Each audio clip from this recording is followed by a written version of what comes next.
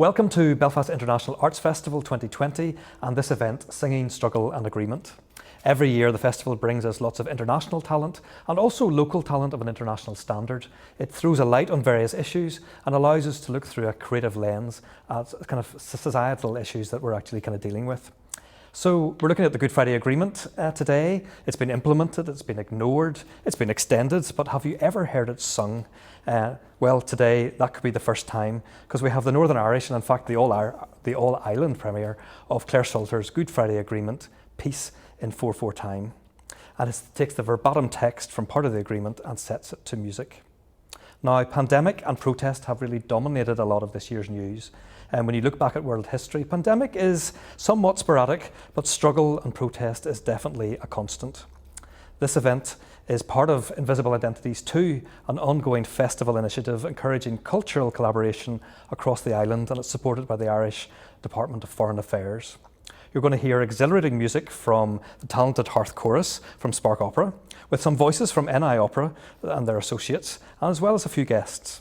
And you'll also hear some probably less musical commentary from the panel discussion with BBC Northern Ireland's political editor Mark Devonport and Spark Opera's artistic director Kate Gelka. You're both very welcome. Thank you. We'll also hear from a few other voices, but first let's settle back and enjoy the opening piece from the singers.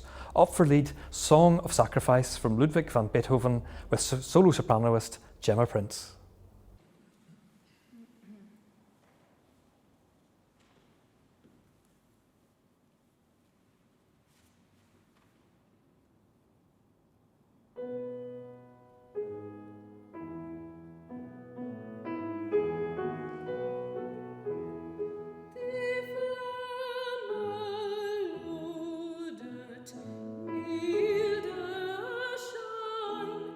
Durch glänzt den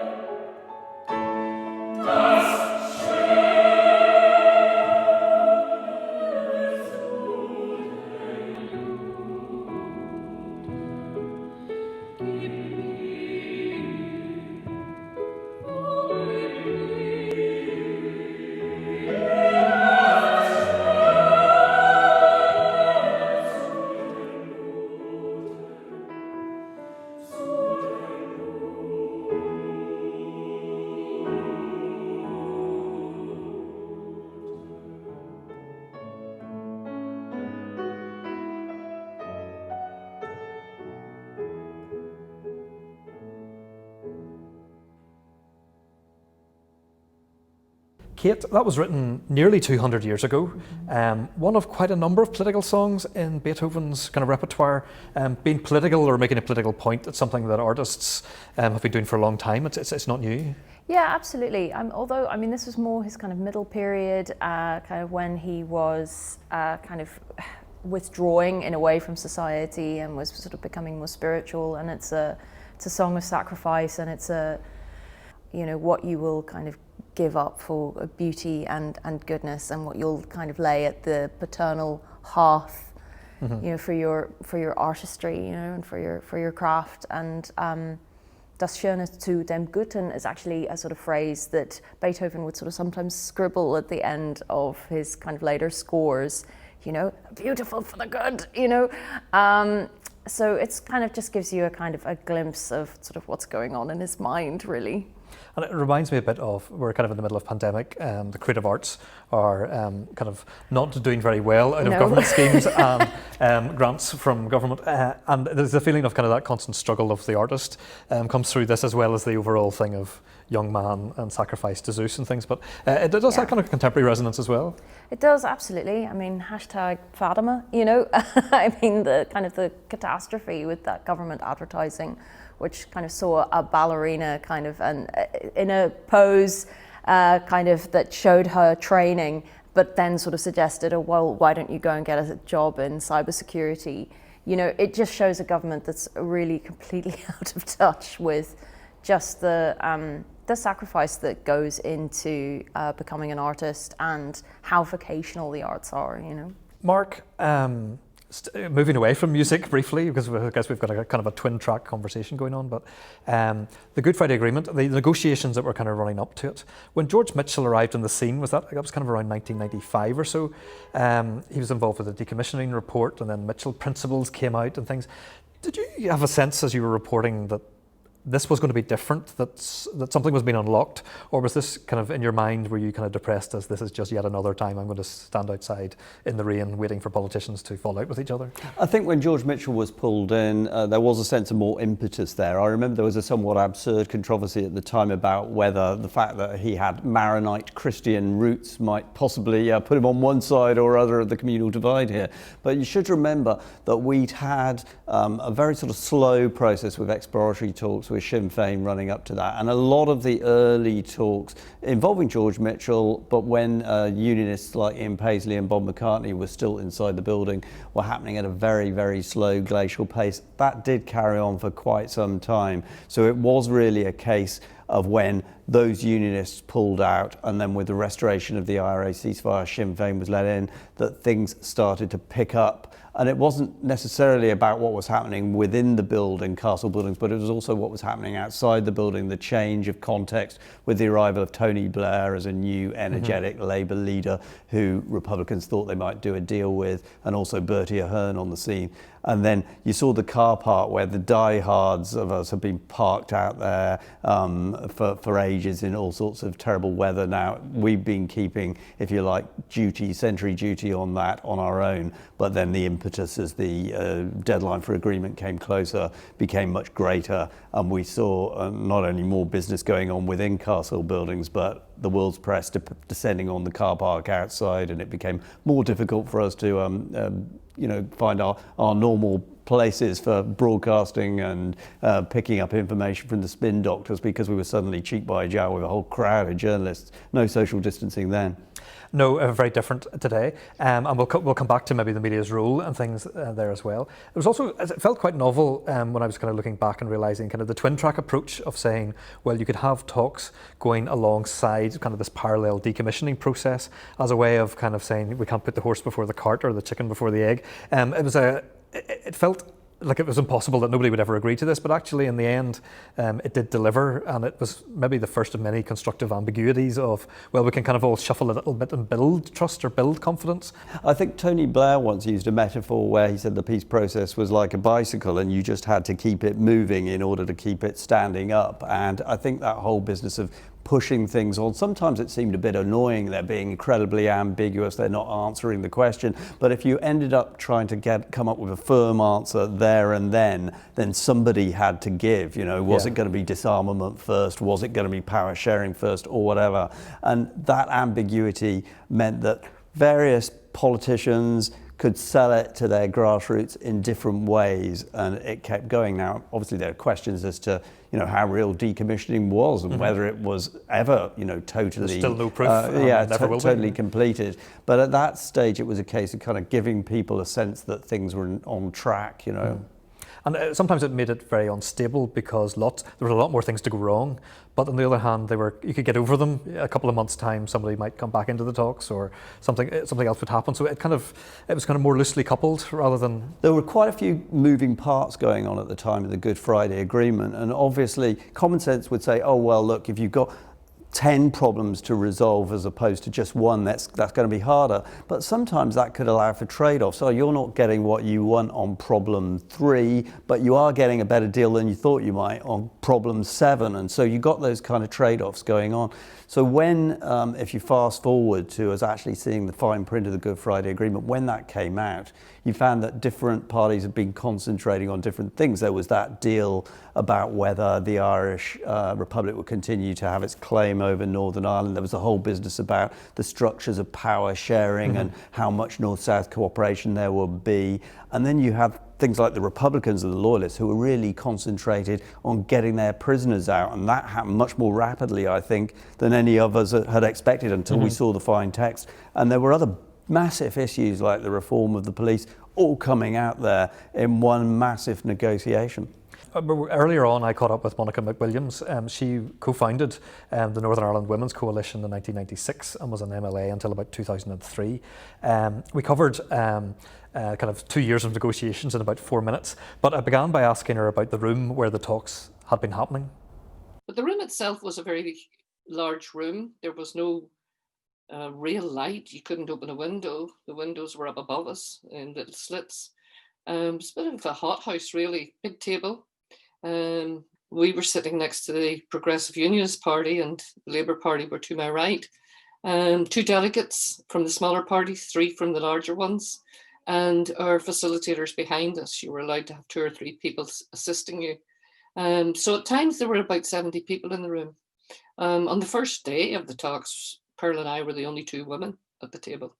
And so I was very grateful that we had managed to get there personally and politically.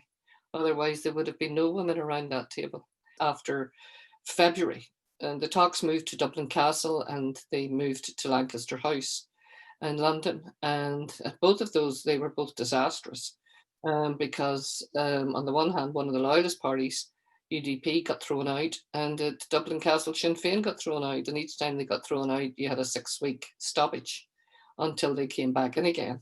When Sinn Féin came back in, around about April, just the beginning, end of March, April, I knew this was it. Senator Mitchell had got fed up and he had declared there would be a deadline. It was meant to be Holy Thursday night. And it was good that we had it because it did focus minds. We'd been there for 2 years. And the atmosphere really hotted up on that last week coming up to Easter. I saw the tickets of the Prime Minister. He was leaving the country, sitting on their desk. Paul Murphy was going somewhere. Mo Mowlam was going somewhere. And once you start seeing travel tickets that are leaving the country, and Senator Mitchell had promised his wife, who had had their baby Andrew, that he would be home for Easter. So in a sense, it was that kind of personal information that made us realise this is it. But we also knew that people were serious when Senator Mitchell called us together, the party leaders, on the Monday night of the last week, and said, "We're down now to the wire. And I know that if you're not serious, that what I'm handing you out tonight, this penultimate document, will be leaked. And if it's leaked, it means you're not serious." And it wasn't leaked. And so we all went back to the table and worked day and night that week. And then we knew on the Thursday that it was finally down to the line. We were up all day and all night in a very small building. Castle Buildings is what is it they say? It's claustrophobic, but it was also the right place to do it because we were bumping into each other in corridors. Everyone thinks that it's all done in plenaries. It wasn't. We were meeting each other in bilaterals. We're meeting the governments. Mo Molan was running around with a drip in her arm. She'd pulled a muscle swimming. She had been very ill and she was working like a Trojan. And she was brilliant, absolutely brilliant. And so it was great. It started to work. The tension was huge. You could absolutely feel it. It was snowing outside. There was no food because the deadline was supposed to be Holy Thursday. And were we being starved into submission? And people were sending out for food. And poor man came in, I think I've told this story before, with pizza for us. And he, because it was snowing, he'd come in on his bike, he'd got past security, we asked security to let him in, and he hadn't taken off his balaclava hood to protect him. And I remember Preach Rogers saying they haven't even the decency now in this building to take off their balaclavas. And he had to say to her, "Oh, Mrs., I'm just the pizza man and it's freezing out there." Everything was going so fast. And this piece was then completed, that piece was completed. We were scribbling down things and pushing them to the governments to say, don't forget about this. And the difficulty was at that stage, you could no longer see the hard copy.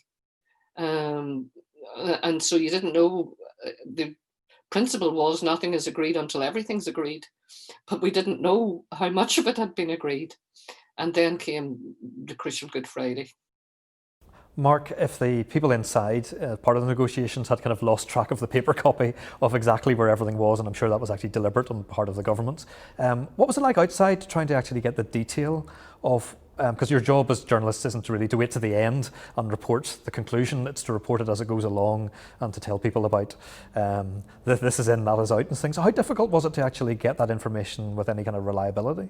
It was a febrile atmosphere, as you could imagine, because the stakes were so high and we were trying to utilise all our sources in order to glean even the mood of what was going on, and there seemed to be ups and downs in the negotiations, and it was sometimes for real, sometimes it may have been that our sources were using us in order to send out a message. Of course, there was the famous statement from John Taylor, he wouldn't touch the deal with a 40-foot barge pole, and that was maybe real annoyance on his part, but it was also unionists trying to use the media to, if you like, up their bargaining power.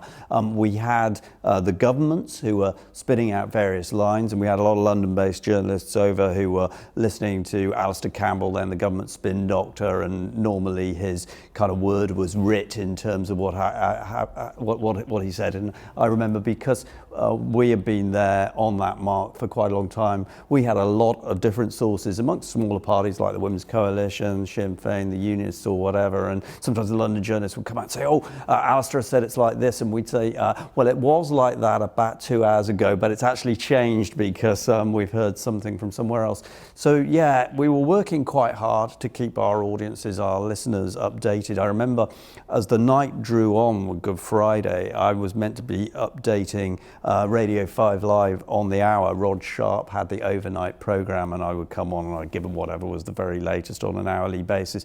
And then when it became clear in the middle of the night that we were going to go through, break the deadline and probably go through for a full day's work, the next day I decided I've got to get home to my flat, do a quick change and sort myself out in order to be able to, keep going on the TV and on the radio. And I had fixed with the others, because we had quite a few correspondents around there. I said, look, if Up All Night still wants an update at whatever it was, 3 a.m, then can one of you do it? And that was fine. And I remember being back in my flat with the radio on in case anything suddenly had, come out, and I'm in the shower, and then Rod Sharp comes on and says, well, our correspondent Mark Denport has been updating you through the night on what's happening, but everyone has to get some sleep sometime, so we're just going to give it a miss this hour and we'll come back in the next hour. And I was furious because I was awake and under the shower and thinking, hang on, the other guys were meant to do that for me. It turned out there was a bit of a breakdown of communications between London and the ground about that, but I whipped on the clothes and went back, and then was there for the 4 a.m. hit, and then we went through, I think, until around tea time. But, there was a lot of speculation. There was a lot of different shifts here and there. So it was quite a relief then when my colleague Stephen Grimson got hold of hard copy and came out very famous shot of brandishing, him I have the agreement, I have the agreement. So he went on our television programme, and of course we had quite a lot of reading to do. I think he went on at an early stage because he had the agreement. We didn't fully know what was in it until we actually went into one of the porter cabins, and people in other broadcasting organisations were trying to get close to Stephen because they wanted to get a glimpse of what was there. And I remember our field producer Kevin Kelly putting himself between quite a well-known national broadcaster and Stephen at one point, saying, "You're getting too close to my man." And then we went in and we basically had a wee seminar where he read the whole thing out to us, and we made vociferous notes within the BBC to go off to our different outlets. And at that point, you know, we could see all the sort of bare bones of it and predict what were going to be some of the most controversial aspects. Clearly, the paramilitary prisoner releases were going to be controversial, and they featured mightily in the referendum campaign that came on. But it was a relief to be dealing with hard copy, not just a nod and a wink from a party that you never knew whether it was fully correct or not. The speculation had finally ended. Kate, this whole event it really comes out of, the genesis was an email that I got one Sunday morning very early from a mutual friend of Claire Salters, who used to be an official with the Northern Ireland office and was involved with the Good Friday Agreement, but also St Andrews and things as well. And the email kind of cryptically said that this thing's been set to music, but it's never actually been sung on the island that voted for it or negotiated it. Do you know anybody who might like to sing it? And I thought of Imagine Festival, and Peter O'Neill was very good, and you kind of picked it up. Now, pandemic meant that rehearsals were impossible at that stage. Yes. But actually, we're back here. We're not in St Anne's Cathedral, clearly. That this pandemic has hit us twice, but we're soldiering on. We're resilient. Can you give us a bit of a kind of an insight just before we hear it as to how on earth a verbatim text of what's kind of slightly turgid at times text can actually be set to music?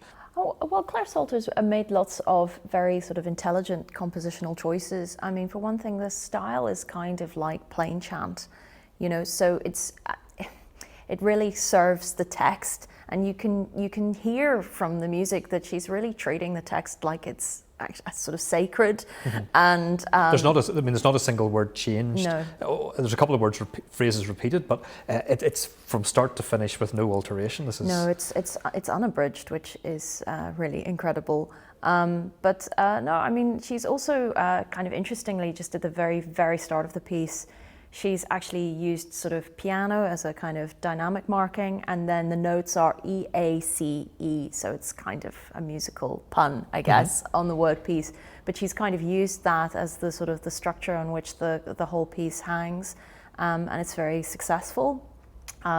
There's some nice sort of Vaughan Williams-y kind of bits in there, so it can be quite jazzy in different sections. I mean, in terms of the changes that we made to it, we didn't change a note of the score, but what we did do was we changed groupings. So we would have a quartet of soloists, and then we'd have a larger ensemble with the associate artists from NI Opera, and then we'd have the whole chorus, which is all 25 of us socially distanced in Fisherwick.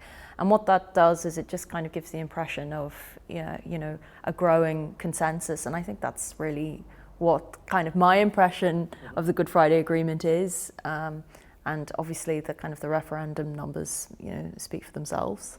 Okay, well, let's, for the first time on this side of the RIC in the North Channel, let's hear the Good Friday Agreement, piece in 4/4 time, sung by the singers of Spark Opera and Northern Ireland Opera.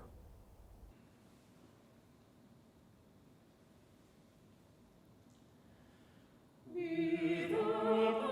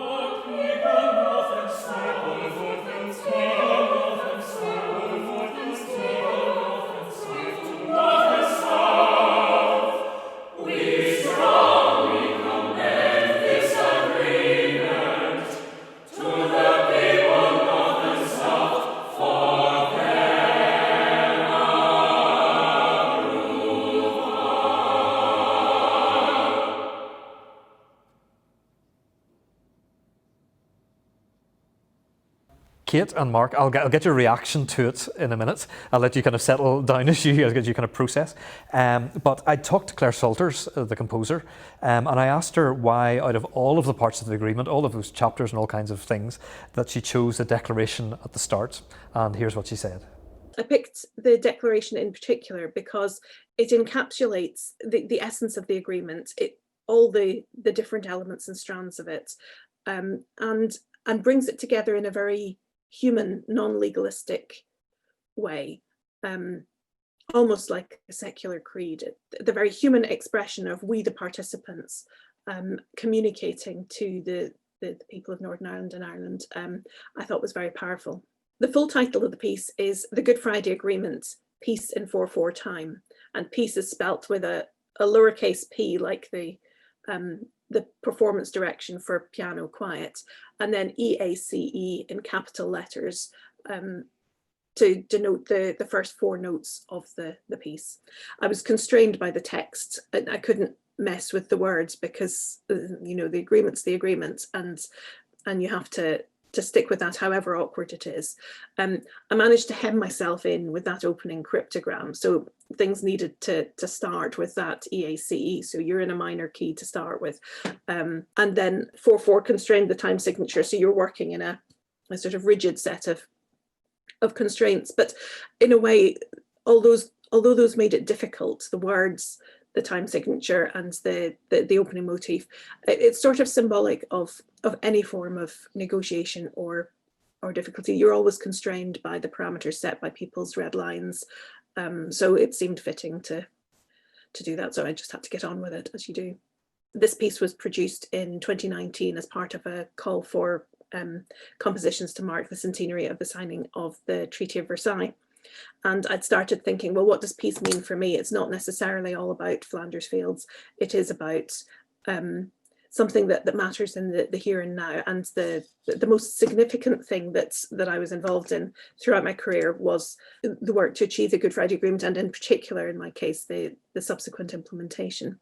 It still matters, and in particular, the balance between the different elements of it matters. And it can be very tempting to people who've not been involved in it over the years to think that they can cherry pick bits of it and not realize that sense of interlocking and interdependence between the institutions. So keeping that alive was important.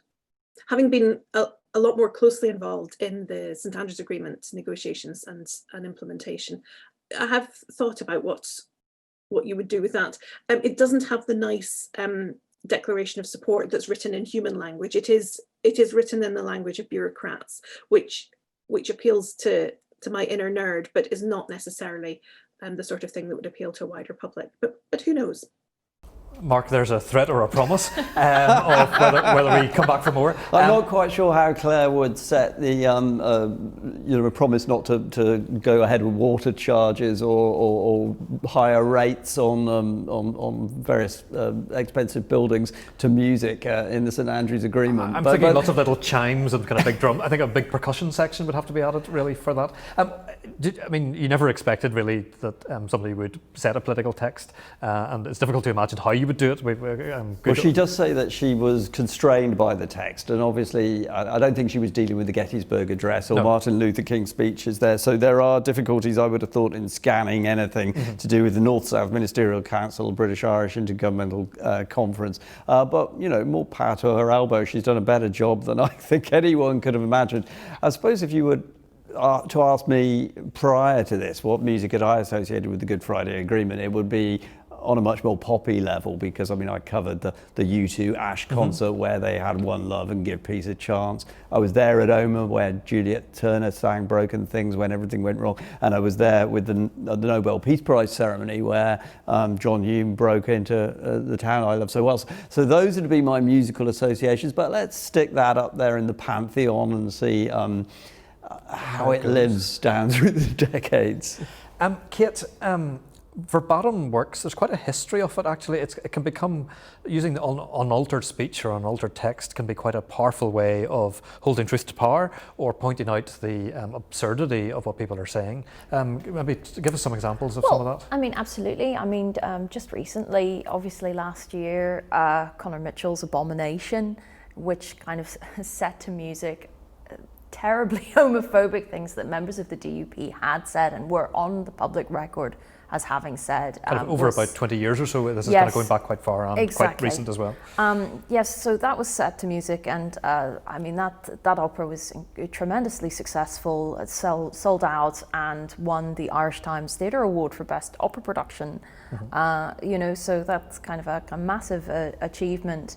But it was interesting. You know, Conor always denied that it was an anti-DUP opera because he was just setting what they said to music, and I think that's a very smart move, because in a way, what people say and what they've allowed to go out on the public record, it can't really be denied.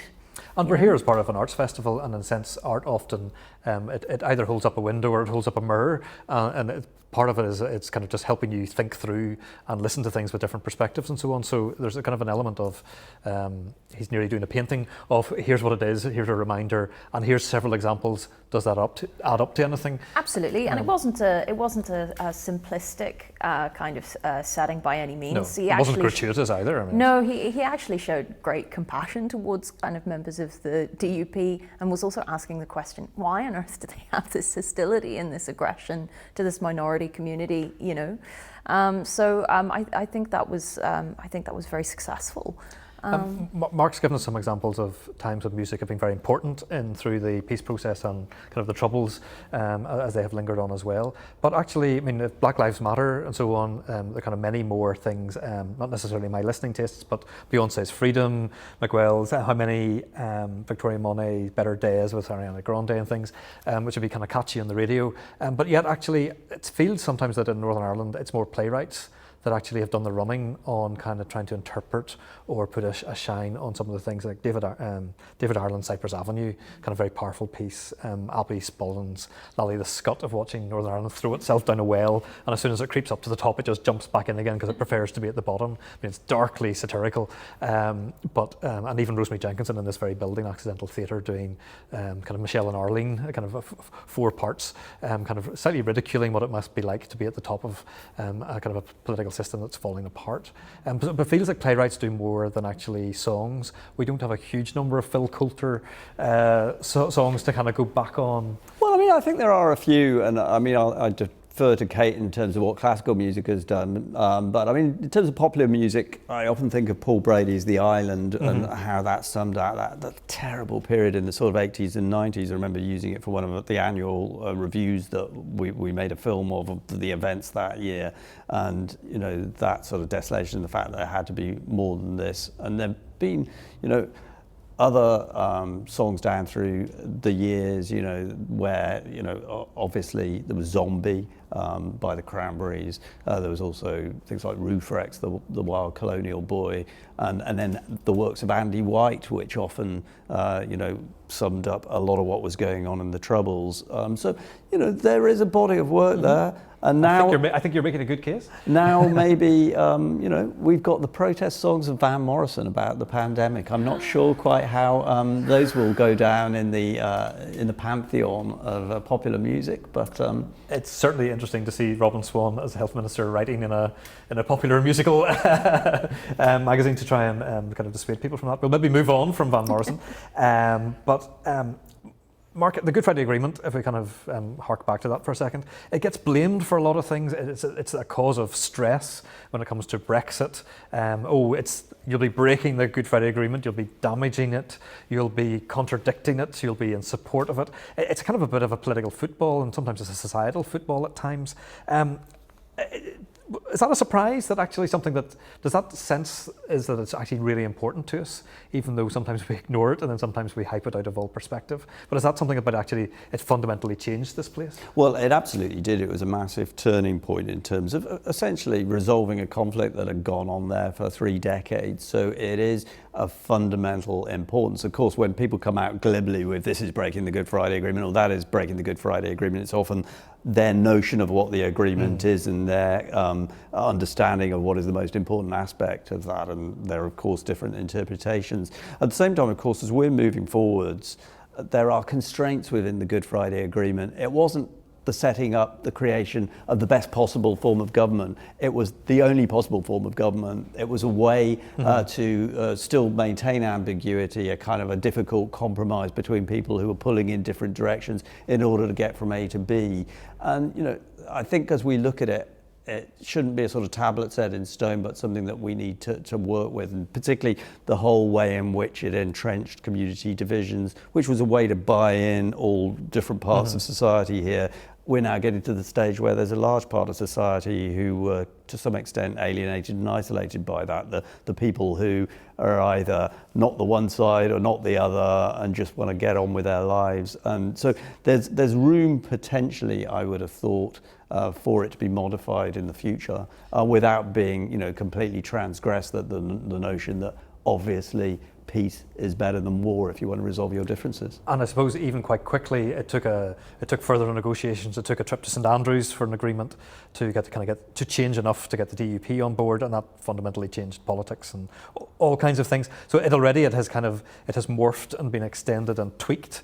And St Andrews aspects of it were changed. For instance, the first and deputy first ministers were meant to be elected as a team, and then the DUP didn't want to be putting up their hands for Martin McGuinness, and so it just became, as of right, the two biggest parties would get it. And, you know, there could be interesting challenges in the years ahead. I mean, what happens if Sinn Féin was to become the biggest party and, as of right, get the first ministerial position?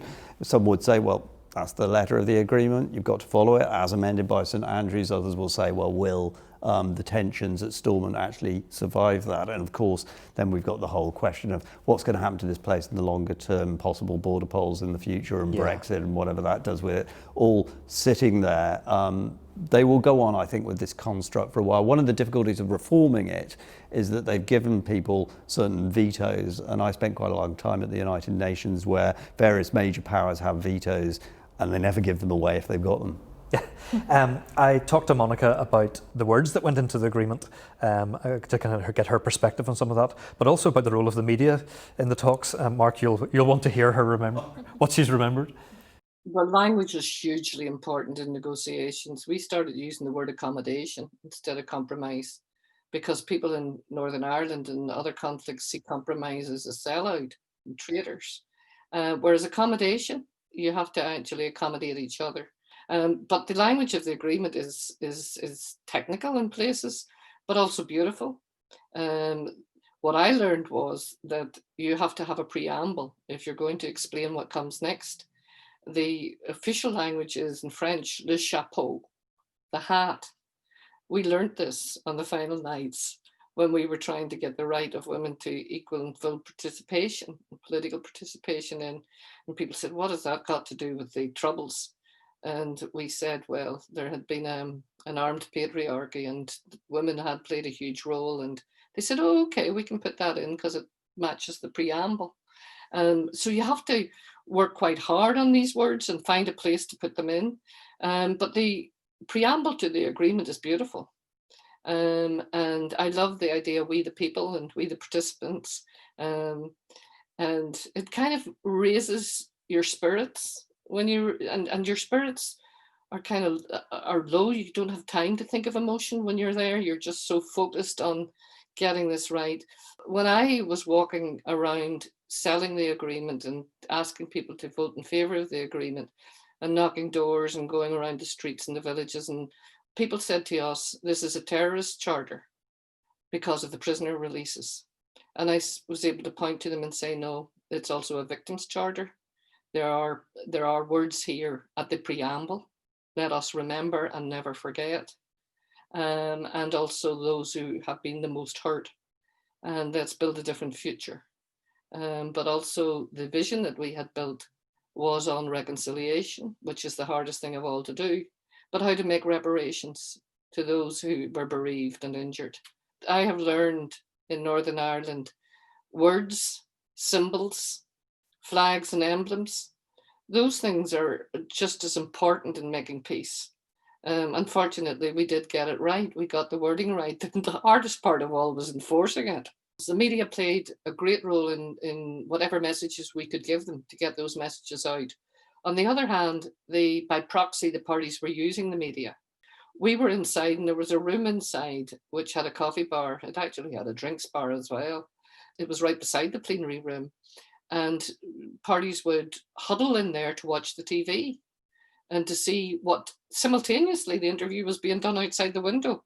So half of us were standing at the window watching the interview and having an eye on the TV, and then realizing that we need to get out there and respond to that, because that is either the right thing to say or it's not the right thing to say.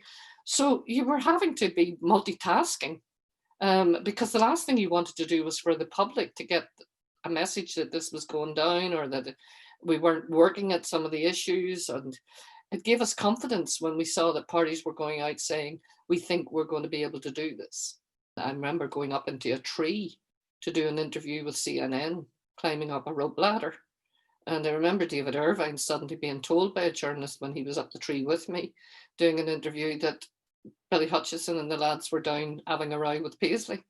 And David said, oh, we can't afford to have those pictures going out. And he swung on a rope like Tarzan and flew through the air and landed on the grass and ran to try and get people to understand that it was peace we were building. And I remember having to do the same, because some of our women were very agitated at the idea that the only people getting in to destroy it were those who were opposing it. Mark, you didn't ever get a go on the rope ladder or the swing? I think I really missed out there. I can't remember the rope ladder at all. Your Portakabin seems very boring compared to CNN's Treehouse. 1998 was a simpler time in a sense. It was before social media.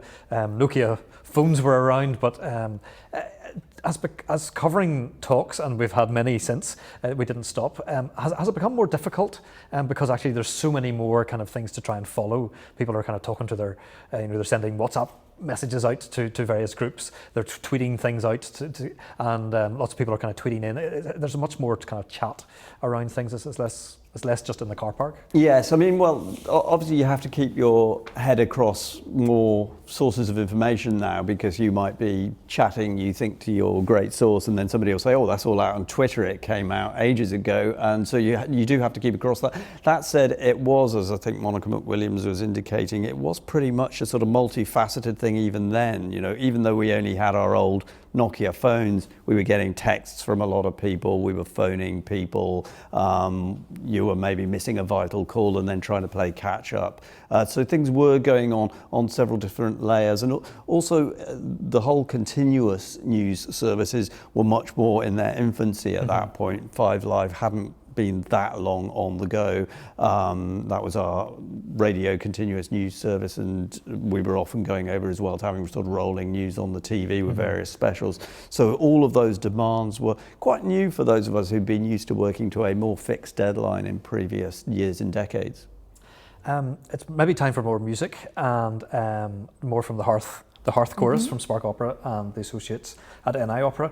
Kate, the first piece we're going to hear is by, I think it's Morales, if my Spanish is okay, a Spanish Renaissance composer. Can you tell us a little bit about it, or even about the staging, because it's kind of quite unusual, and from personal experience 2 days ago, really quite hard to film as well. Yeah, I mean, we had to sort of basically make an absolutely massive socially distanced circle and kind of project the sound forward into the centre.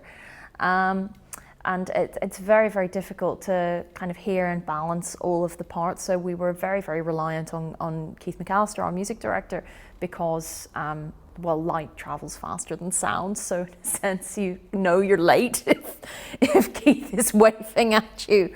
I mean, just kind of in relation to the piece of music, it was played at Philip II of Spain's funeral, although this was after Morales' death. Morales is quite an interesting character. He's a very difficult employee, but considered to be the light of Spanish Renaissance music, and actually kind of the first examples of polyphony that were heard in the New World and in Mexico were Morales. So he's a very significant composer of that period, and you can hear the kind of cross rhythms and the complexity of the polyphony is very beautiful. So. Yeah, during the rehearsal, I ended up standing in the middle of Fisherwick Church, and I got to say, there's a stereo mix you're going to hear, but actually it's nothing compared to the surround of just being able to kind of tilt around and hear the richness of the tones and things. It was a really beautiful moment, probably nearly my favourite moment of the 6 pieces. But anyway, let's hear that and another one, and then we'll come back.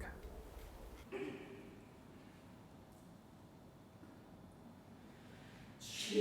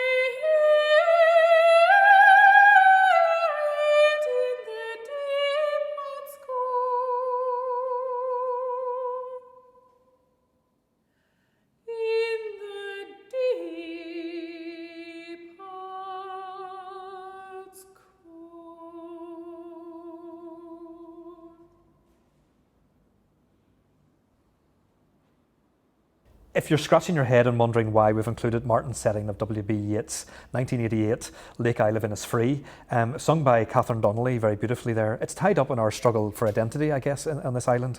You'll find the words printed on page 22 of an Irish passport.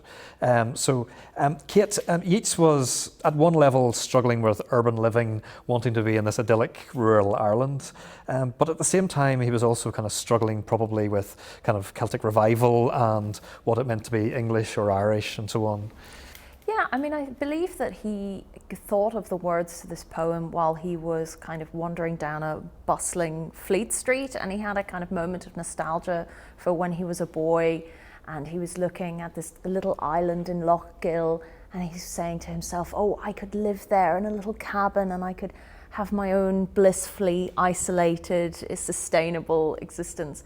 I mean, to me, actually, it sounds a little bit like the sort of the Brexiteers kind of harking back to a nostalgia of the time of rationing and sort of thinking, oh, we can just grow cabbages in our football fields, you know? But it's this kind of struggle and protest against his kind of world modernising and thinking, but we could just turn the clock back and I could even go to the other island and I could go backwards. It's kind of fascinating. Talking of going other places, Mark, South Africa was kind of quite important in the peace process. With different pandemic rules and longer rehearsal times, we might have had some South African pieces in tonight. But actually Mandela and what some of the local politicians saw when they went out to actually see what had happened post-apartheid, that kind of affected their thinking. We didn't necessarily borrow all of it, but it was important that actually those international perspectives were... There was quite an important trip when Northern Ireland negotiators were brought out to, I think, a military base called Arniston in South Africa, and they actually got to meet Nelson Mandela, and obviously he has a certain something about him in terms of charisma, talked directly to them, and I think it wasn't just a one-off, because we then had the continuing involvement of the likes of Cyril Ramaphosa in the whole decommissioning business. He was one of the international monitors. I was actually sent out to that gathering in South Africa, and it was difficult from a sort of a journalistic point of view because they were all locked inside this particular base. And I thought, how on earth can I cover this when I can't actually get to them? I think they either had their mobile phones taken off them or there were no signals anyway. So what I did is I pre-recorded a lot of interviews before they went. I remember trying to make the trees outside castle buildings look a little bit like a sort of South African plane in order to go work in with my pictures. And I thought, well, if all else fails, I'll go and get the pictures of the talks venue, run a couple of clips of what I'd recorded with them beforehand, and that will do. But I had a spot of luck, because it turned out that the hotel I was staying in was opened officially on the day I was there by a VIP, one Mr. Nelson Mandela. And he thought he was just coming to a hotel opening, but I was pretty sure he was coming to a place where I could quiz him about the Good Friday Agreement in South Africa. So I managed at a photo op, to much to the annoyance of his bodyguards, to get a couple of words into him, and he came back with a couple of perfectly phrased answers, which certainly earned the price of my air ticket to Cape Town. Saved your bacon. As we look back at some of this, I mean, characters like Mo Molan, David Irvine, Ian Paisley, Seamus Mallon, John Hume, so many of the big names of politics in the 1990s are no longer with us. John Hume in particular spent a long time actually in America, kind of drumming up both business support and political capital. How important was kind of all of that you've kind of talked before a wee bit about the fact that lots of things were kind of converging on the Good Friday Agreement talks, but how important was that work to actually kind of bring other pressures on what was a kind of a little local situation, a little local fire that we kept going?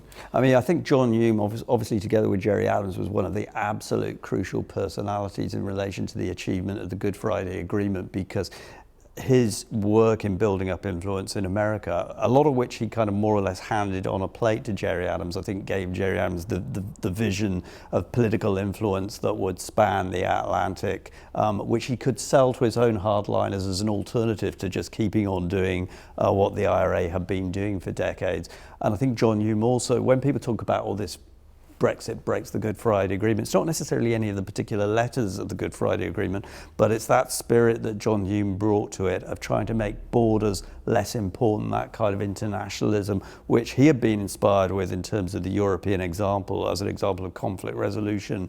And I think that sort of underlay the Good Friday Agreement, some of the realities that had actually been building up since the time of the Maastricht Agreement, whereby the border meant less and less. And I think that in broad terms, a lot of that spirit was imbued in the Good Friday Agreement. So, Kate, how conscious were you kind of growing up that there had been troubles, there was a peace process? How important was it that all of that was kind of going on in the background? Because I think sometimes if you're not a political anorak, maybe like Mark or I, you can kind of segment life and compartmentalize it. Was it tangible? Yeah, I was deeply conscious of the Good Friday Agreement. I mean, it's the only poster that I've seen my father put up in our house. It's a poster of the Good Friday Agreement. And he said, Kate, this is very important, you know, and that was when I was in primary school. So I was very aware of, the vote, and it's probably the kind of only time when I can remember actually, you know, huge political positivity in my household around that, and also around kind of Mandela when we lived in South Africa. Those are the two moments when I sort of remember my kind of father kind of speaking quite well of, you know, public figures, and speaking quite optimistically about the politics of the era.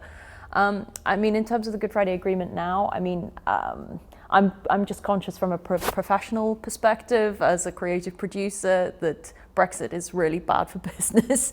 It's really bad for culture. I mean, I think that I'm not alone in that. I mean, a member of our chorus is the artistic director of a new opera company called Ulster Touring Opera, which he's described as a cross-border touring company, which he's founded in the midst of a global pandemic and also just prior to Brexit. So obviously hope springs eternal in my sector.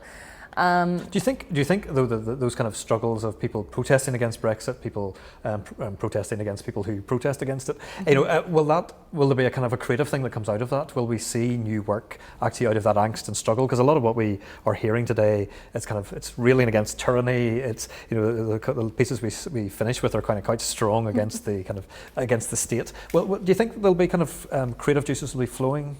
I would have thought so. I mean, certainly kind of that happened during the Troubles. Many important pieces of work were created and crafted, as you were kind of saying, by playwrights. I mean, obviously Brian Friel, in his sort of through his historic lens, was really commenting on the hunger strikes and was really commenting on the Troubles and political violence and so on. So I'm sure that will be the case. I mean, just kind of, it's interesting, Beethoven said about the Austrians that they would never embrace kind of revolution while they had their brown beer and their small sausages. And I actually heard a taxi driver say the same thing about Northern Irish people, that, you know, we'll never have kind of political violence of the scale and force that we did in earlier times, because people have got their widescreen TVs and they're happy.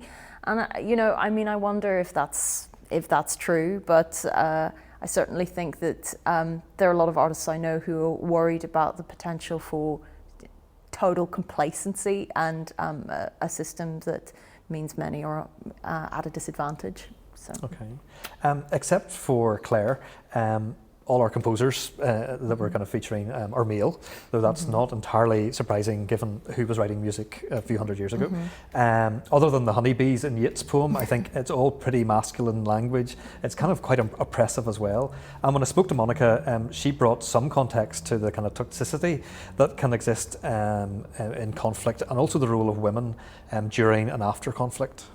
In any conflict, in any war, there's a lot of toxicity. And sometimes it's a lot of masculinity and toxicity put together. And we're familiar with that here in relation to sectarianism and sexism. But it takes on huge proportions in places like Colombia, and in South Africa and Uganda, northern Uganda, and other places where I've been, where I have seen absolutely horrendous, extensive crimes against humanity in terms of sexual violence, where women are used as a weapon in war and their bodies. And a lot of my work was on domestic violence. And I used to say at the table, not all arms are imported, meaning that this arm can do a lot of damage, and so can the mindsets. And they have to change. And that's where women become really important, because women bring different items to the table for the agenda that wouldn't be there in terms of the need for sustainable peace. And it's bread and butter issues. It's what people, sometimes don't think are that important.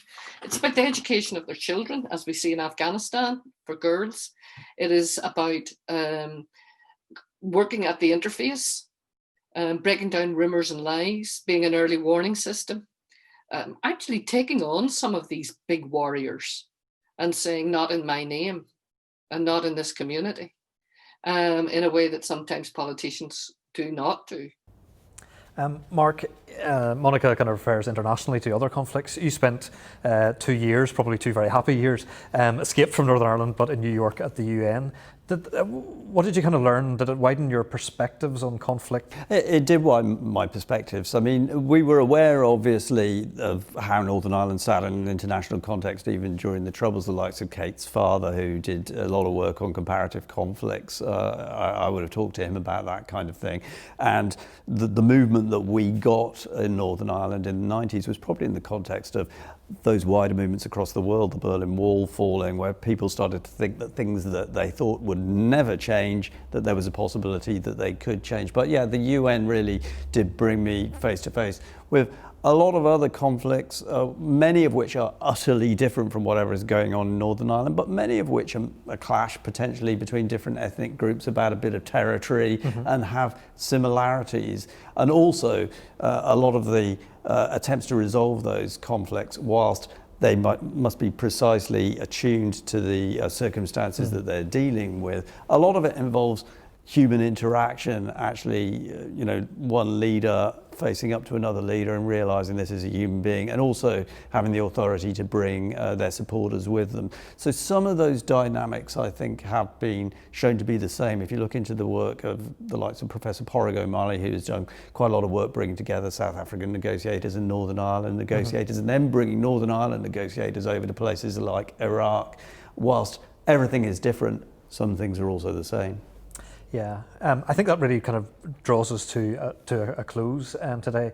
I'd like to thank the partners again who brought the event together, to Spark Opera and to Kate, to Slugger O'Toole, to Imagine Festival, who were kind of behind the event first time round, and also to the support of NI Opera and their singers. And a big thank you to musical director Keith McAllister, who achieved a lot, I think, in a very short amount of time. Belfast International Arts Festival is only beginning. There's a lot more happening. Lots of talks and conversations, cutting edge online theatre, much more music, though nothing probably as unusual as singing the Good Friday Agreement. You heard that here first.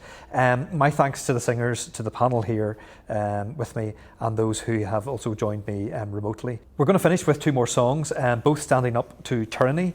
Solidarity song sets Brecht's words to music by Hans Eisler. Written around 1930, it's in the Weimar Republic against a backdrop of Great Depression and First World War. You'll hear lines about forwards together, people of different colours end your mutual slaughter, proletarians of all countries unite and you will be free. And Mark, perhaps the last song could be a dedication or an anthem to you as you prepare to change and kind of leave the BBC over the next few weeks. We're back to Beethoven, Conor Breen's the soloist, with The Free Man. And these words, I'm not sure if they sum up your time at the BBC, but who is a free man? He who, according to his own will, against any tyrant's whims, can set the rules, that is a free man. So best of luck as you set the rules in the future. Thank you, Kate. And thanks everybody for watching. Do check out the rest of the festival programme and enjoy our rousing choral music to close.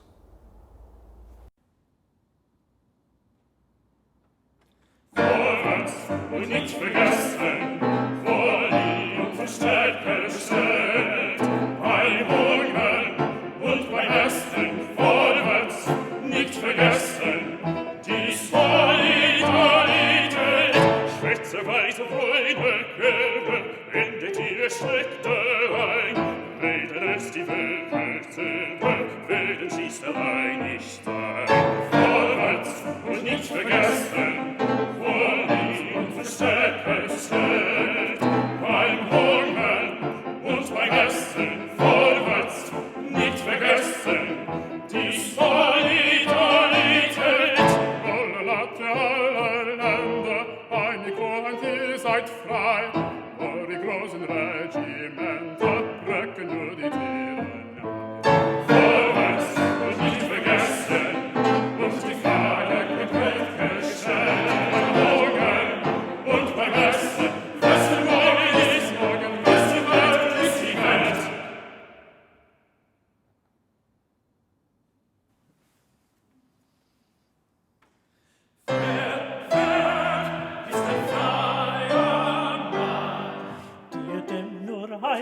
Wille und keine Swingengrille Gesitze geben kann. Der ist ein freier Mann, ein freier Mann. Der ist ein freier Mann, ein freier Mann.